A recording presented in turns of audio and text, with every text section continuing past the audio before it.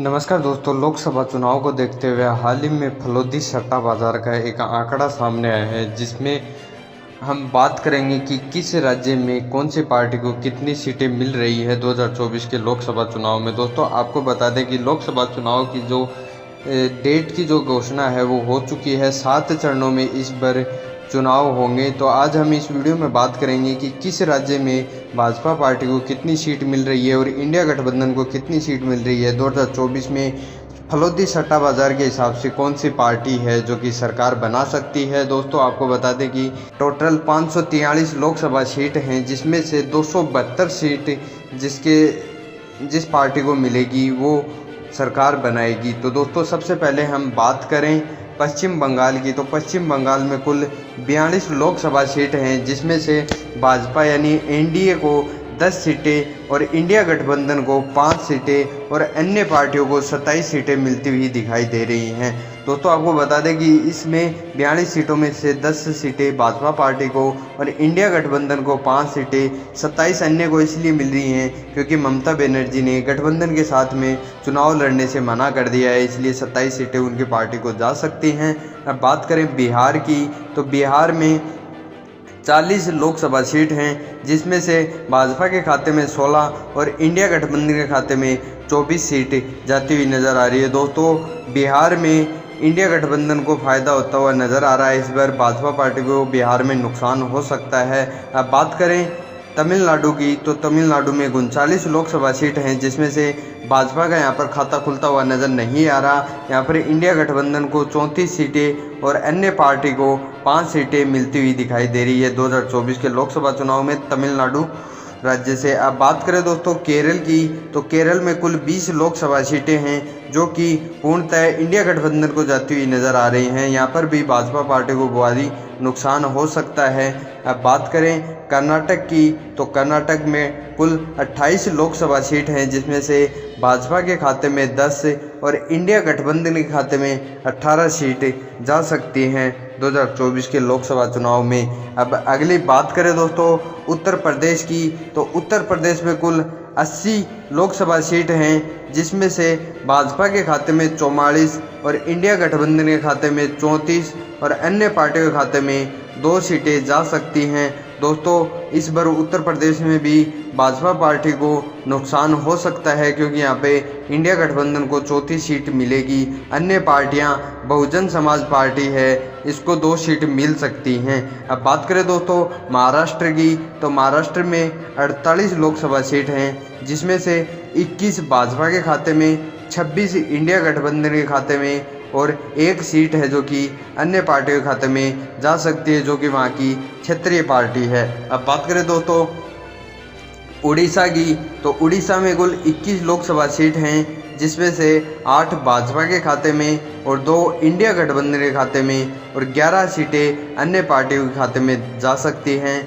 आपको बता दें कि उड़ीसा में इंडिया गठबंधन को नुकसान हो सकता है। यहाँ पर भाजपा को 8 सीटें मिलती हुई नज़र आ रही है। अब बात करें दिल्ली की, तो दिल्ली में 7 लोकसभा सीट हैं, जिसमें से 3 भाजपा के खाते में और 4 इंडिया गठबंधन के खाते में जाती हुई नज़र आ रही हैं। यहाँ पर अन्य पार्टियों को 1 भी सीट नहीं मिलेगी। तो दोस्तों, अब बात करें पंजाब की, तो पंजाब में 13 लोकसभा सीट हैं, जिसमें से यहाँ पर भाजपा का खाता खुलता हुआ नज़र नहीं आ रहा। यहाँ पर इंडिया गठबंधन के खाते में 10 और अन्य पार्टियों के खाते में 3 सीटें जा सकती हैं। पंजाब में किसान आंदोलन का विरोध है, इस वजह से शायद भाजपा को नुकसान हो सकता है पंजाब राज्य से। अब बात करें दोस्तों हरियाणा की, तो हरियाणा में 10 लोकसभा सीट हैं, जिसमें से भाजपा के खाते में 4 और इंडिया गठबंधन के खाते में 6 सीटें जा सकती हैं।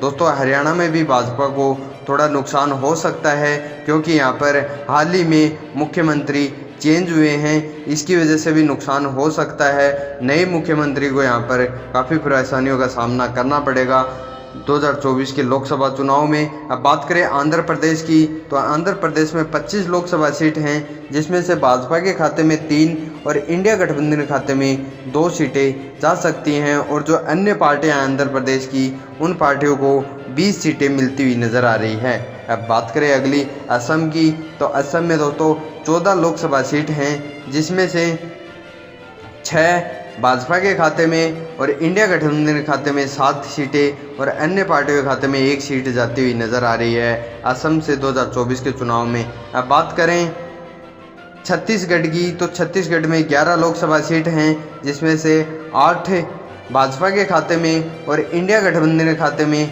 3 सीट जा सकती हैं। अब बात करें दोस्तों झारखंड की, तो झारखंड में 14 लोकसभा सीट हैं, जिसमें से 6 भाजपा के खाते में और इंडिया गठबंधन के खाते में 7 सीटें जा सकती हैं। अब बात करें हिमाचल प्रदेश की, तो यहाँ पर दोस्तों 4 लोकसभा सीट हैं, जिसमें से 1 भाजपा के खाते में और 3 इंडिया गठबंधन के खाते में जा सकती हैं हिमाचल प्रदेश से। अब बात करें दोस्तों जम्मू एंड कश्मीर की, तो यहाँ पर 5 लोकसभा सीट हैं, जिसमें से भाजपा के खाते में 1 भी सीट नहीं जाएगी और इंडिया गठबंधन के खाते में यहाँ पर 4 सीटें जाती हुई नजर आ रही हैं और अन्य पार्टियों के खाते में 1 सीट जा सकती है जम्मू कश्मीर से।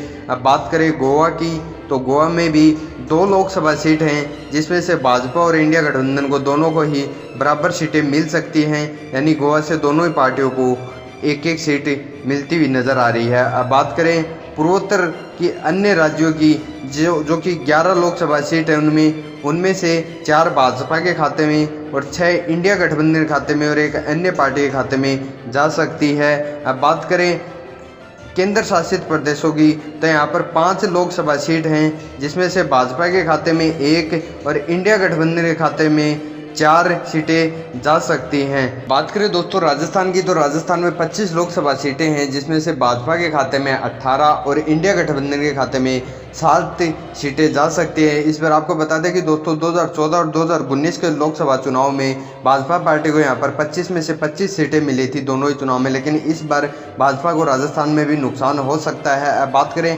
मध्य प्रदेश की, तो मध्य प्रदेश में 29 लोकसभा सीटें हैं, जिसमें से भाजपा के खाते में 20 सीटें और इंडिया गठबंधन के खाते में 9 सीटें इस बार जा सकते हैं 2024 के लोकसभा चुनाव में मध्य प्रदेश राज्य से। अब बात करें गुजरात की, तो गुजरात में टोटल 26 लोकसभा सीट हैं, जिसमें से भाजपा के खाते में 22 और इंडिया गठबंधन के खाते में 4 सीटें जा सकती हैं। दोस्तों आपको बता दें कि गुजरात भाजपा का गढ़ माना जाता है, लेकिन इस बार गुजरात में भी भाजपा को 4 सीटों का नुकसान हो सकता है। अब बात करें मणिपुर की, तो मणिपुर में 2 लोकसभा सीट हैं, जिसमें से भाजपा के खाते में 1 भी सीट जाती हुई नज़र नहीं आ रही है। यहाँ पर दोनों ही सीटें इंडिया गठबंधन को मिल सकती है, क्योंकि मणिपुर में जो 1 साल से जो हिंसा चल रही है, इसका प्रभाव भाजपा पार्टी को पड़ सकता है। अब बात करें तेलंगाना की, तो यहाँ पर 17 लोकसभा सीट हैं, जिसमें से 2 भाजपा के खाते में और 12 इंडिया गठबंधन के खाते में और 3 अन्य पार्टियों के खाते में जा सकती हैं तेलंगाना से।